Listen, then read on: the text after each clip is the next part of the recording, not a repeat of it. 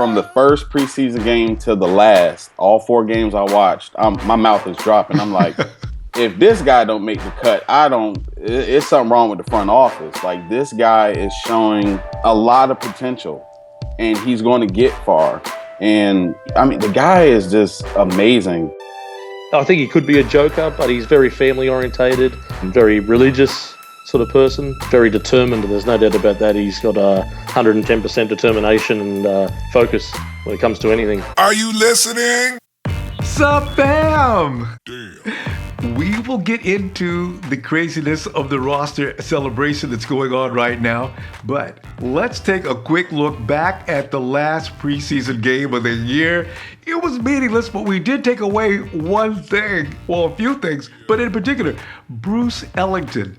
Who knew Bruce could play football like that? Last year, he was always injured, and even this year, he continues to be injured. That's why he and Jimmy T got into that big fight. You heard about that, right? Jimmy T wants him to take better care of his body, better diet. So anyway, it just complicates the situation between now it's Ellington, now it's Patton, now it's DeAndrew White, and Jerome Simpson all in the mix. When Jerome Simpson comes off a punishment, he's going to come back and get a spot. Who's going to get dropped? I'm just saying, one of them is going to get dropped. Maybe they keep them all, but I doubt it. What else can we take away from that game? Yes, we found out that Jarryd Hayne has a little bit of mean in him. That shot late in the game when he hit Lowell Rose and knocked him into the dirt, it looked like he hit him with a baseball bat. Jarryd looks down at him like, stay out of my way next time. I didn't know he had it in him. I thought he's always Mr. Nice Guy.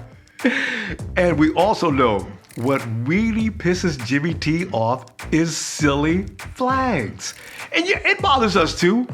In fact, when you see a flag on the field, if it's an offensive holding penalty, okay, we can accept that because the fact is he's trying to protect the quarterback. But defensive flags, that can be done without. I mean, when you see the ref walk out of the field, fixes his mic. Encroachment, number 62 on the defense. That's a 5-yard penalty and an automatic first down. The first thing you want to do is kill the man that did it.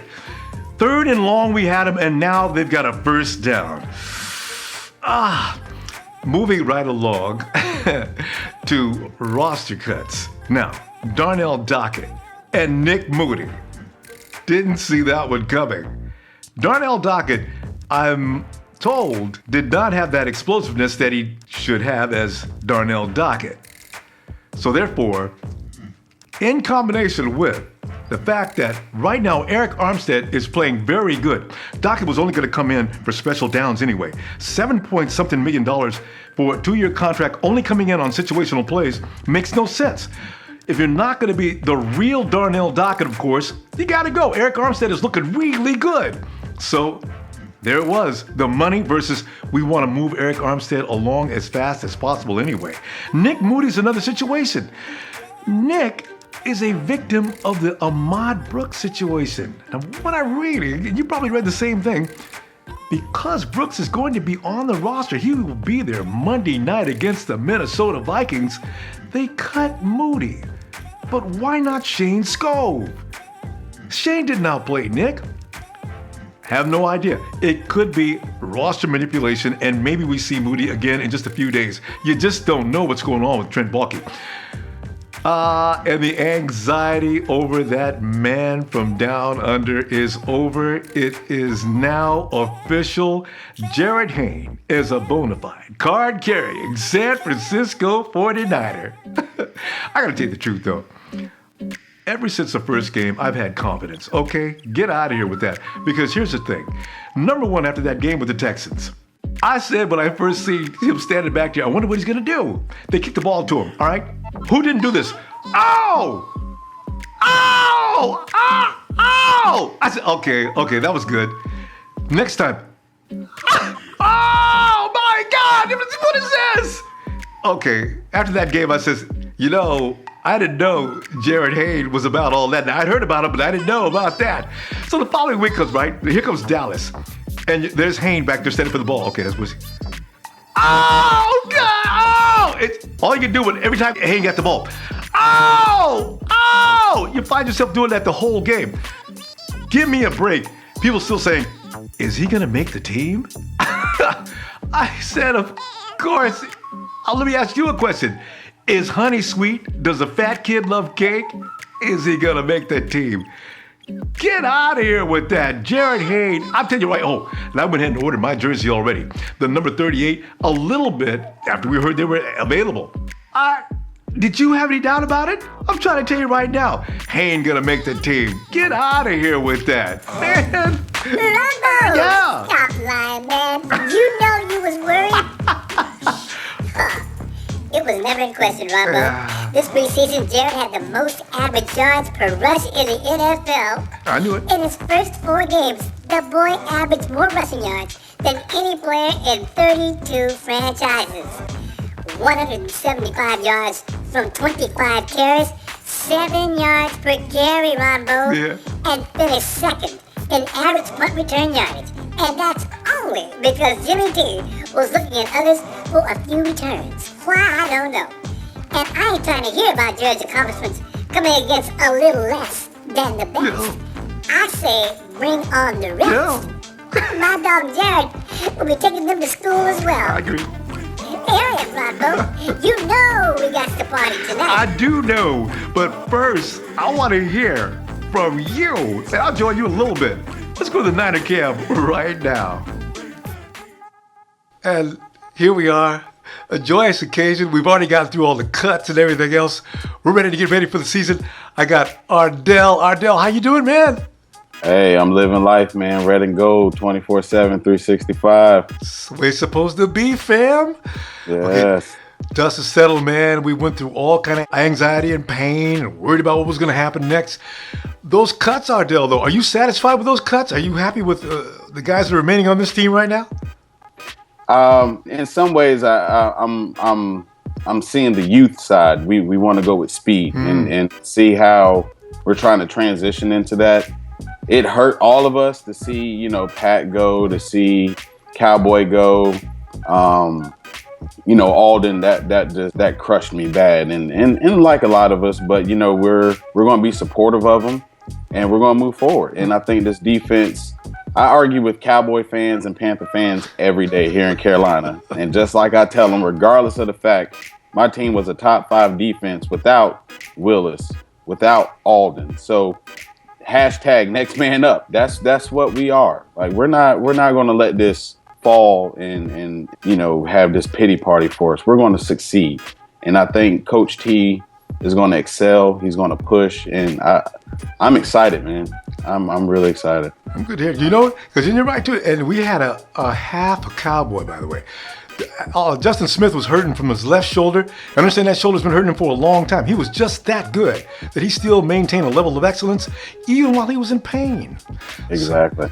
Who would you have liked to held on to? Now, some guys left by surprise. We've seen Darnell Dockett leave.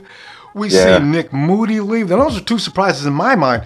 Who were some people that you might have thought that we should have kept that we did not keep? The one surprise is Nick Moody. I think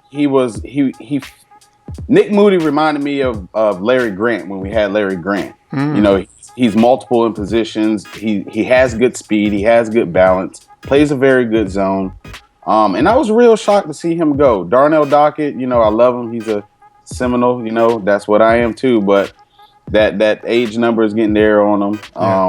And I think we were kind of scared of the injury prone kind of thing. But, we wish him all the best. And I wish he would have stayed because, gosh, man, that front line would have been awesome. Ooh.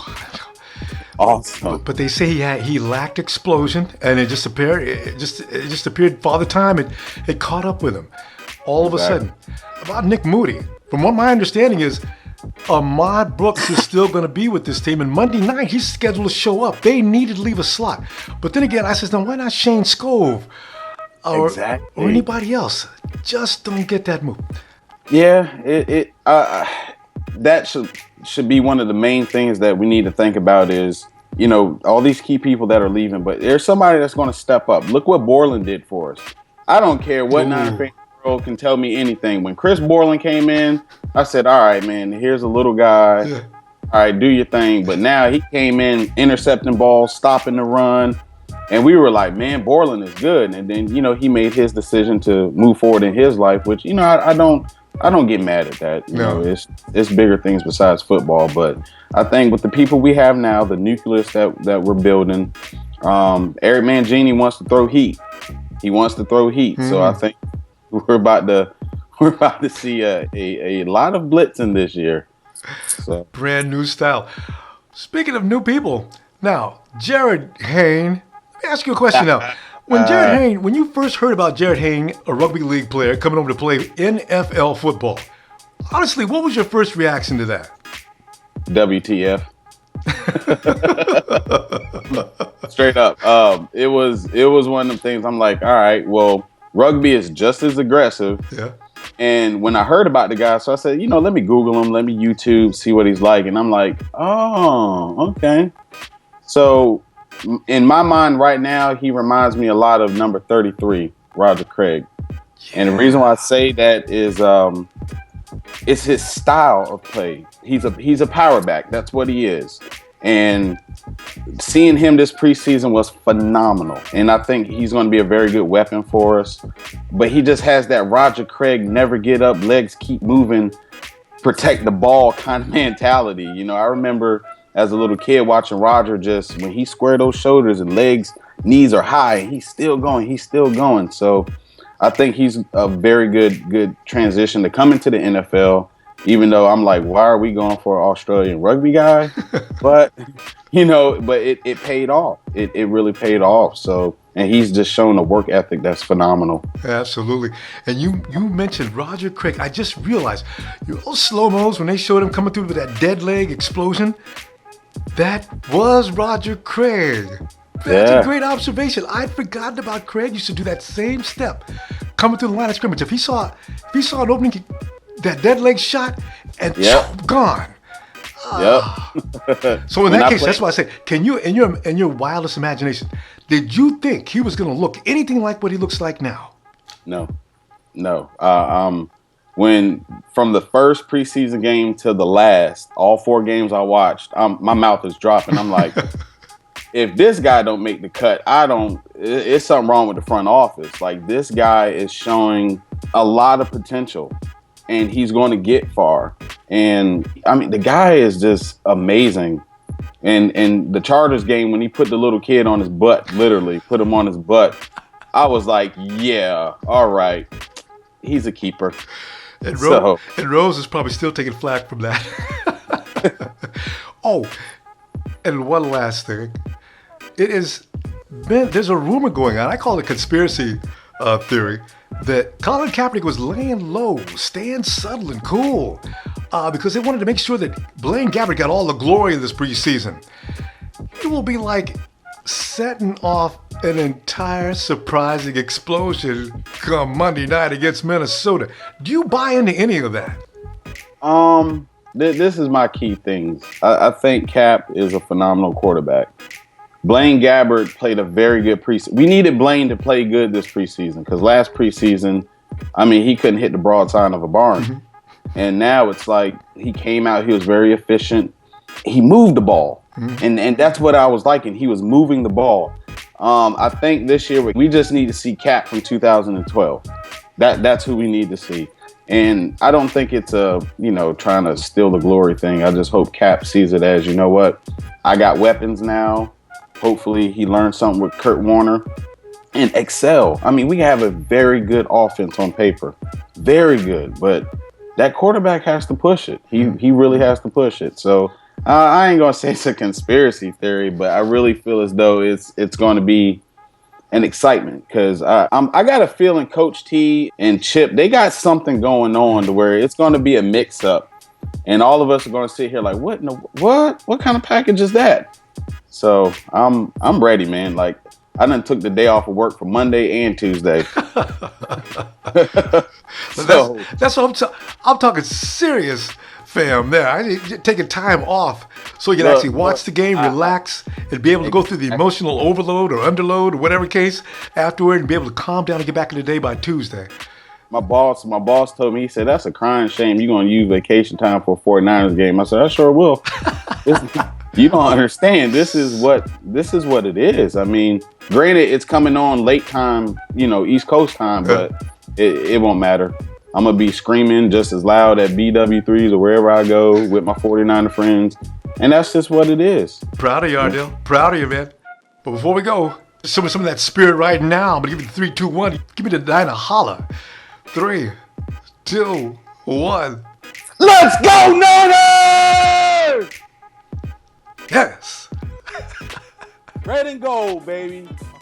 Introducing fam, our extended fam from the beautiful harbor city of Sydney. Introducing Troy. Hello, Troy. There you go, mate. David, this is a real pleasure for me. I've been meeting so many Aussies in the actually, since the Hayne, as you labeled it. I'll tell you guys right now, I know Troy from Facebook, and he's very active. He's got his own website. He's going to tell you about that in a minute. But you labeled that, I think you've coined it, man, Hayne-mania. I think it's on. I really do. Tell me about your website and how you became an American football fan. Mate, I started following American football back in the 80s. When I was a kid, I used to play Troy Aikman football on Super Nintendo. Got into a lot of American sports. Michael Jordan's really popular. So started following football back then, and just followed it the whole way. Now, here's the thing. Being that's the case, at the same time you follow NRL, which is National Rugby League. Did you touch upon that a little bit? Yeah, well, it used to be called, it's mainly based in Queensland, New South Wales. Melbourne's come into it over the last maybe 10, 15 years. But there is a difference between the two sports. It was born from rugby union, but it's predominantly played on the east coast of Australia. Not too much in the west coast or in the other states.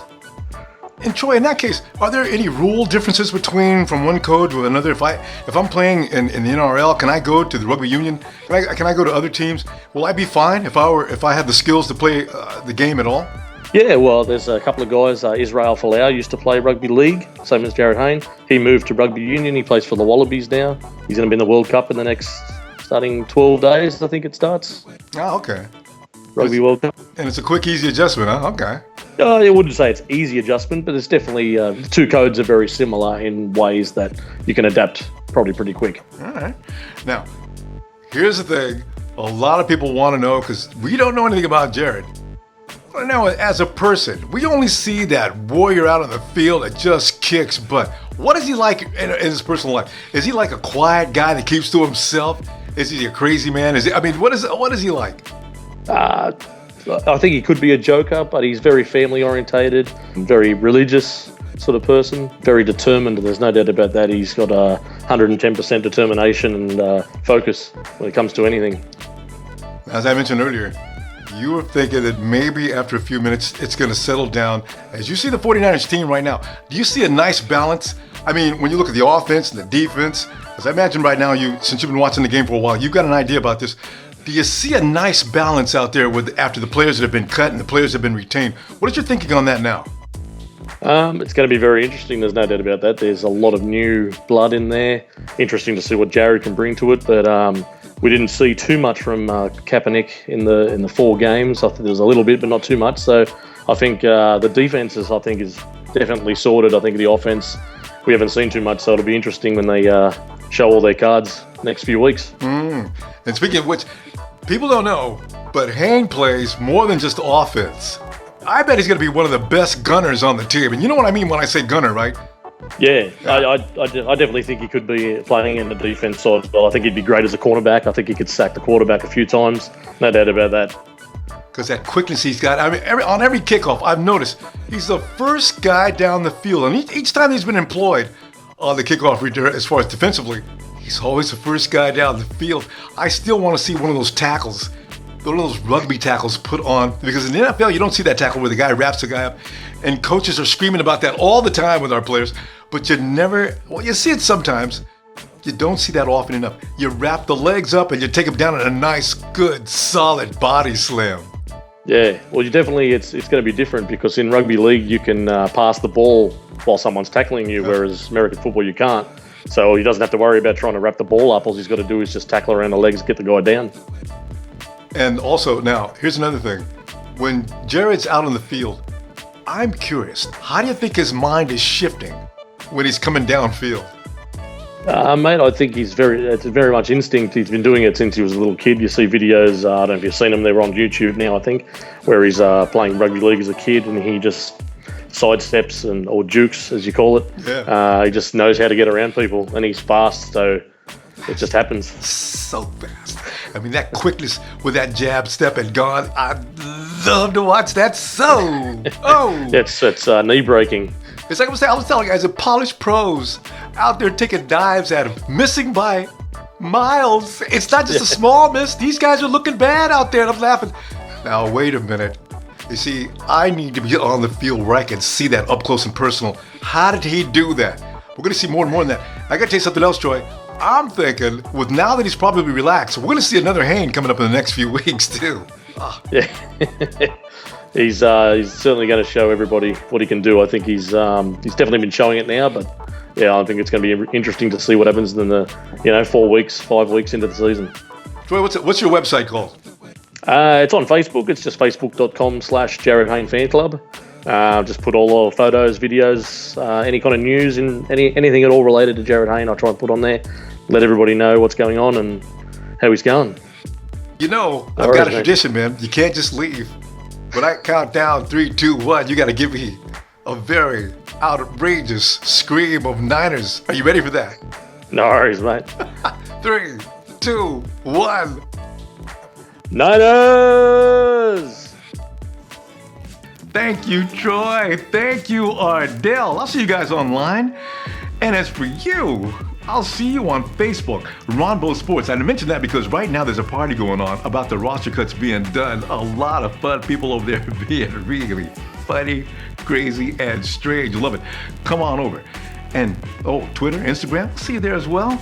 And don't forget to subscribe, because I'll be looking for you all season long. 7, 6, 5, 4. Yeah, wait a minute. And got something special coming up on Monday night after we get through beating the Vikings. Ronbo Sports is going live right after the game on Google Hangouts on Air. That's Google Hangouts on Air. First, get your Google account if you don't already have one. Then you'll get the app, and then we will post the link. So all you need to do is click on the link and you are in. Just like that, we'll be together. It will celebrate the victories, of course, and if there's a shy person amongst the 49er empire, or you're doing something you shouldn't be doing, like running around naked in the house or running around in women's clothes, we've got a phone number for you to call. You can still share your thoughts with the rest of the 49er empire after that game. So get that done, and we'll post that link on Facebook, Instagram, and Twitter. Don't worry if you haven't got it right now, but just know this.